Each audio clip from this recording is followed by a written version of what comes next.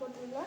তো এটা হচ্ছে প্রথম রমজানের প্রথম ইফতারি। আমি এই যে রোজা রাখছি, আর ইফতারিটা কী করছে বলে দিই। আমি প্রথমত আমাদের নবীজির পছন্দের খাবার খেজুর, তারপর হচ্ছে বড়া, দেখি বড়াই, এটা হচ্ছে আলুর চপ, না বেগুনের চপ, বেগুনি।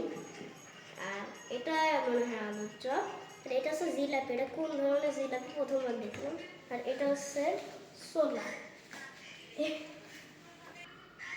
আর এই যে এটা হচ্ছে শরবত। আর এগুলো হচ্ছে আমার ফ্যামিলির এই যে সব খাবার সেমই আছে, এখানে কম বাড়া দিইনি। এখন আপনারা মনে ইফতারি করবেন। তো আমি আজকে দিনে রাখি। আচ্ছা আচ্ছা, ওই দেখেন হ্যাপি বার্থডে, বুঝছেন? তো আপাতত বাই বাই।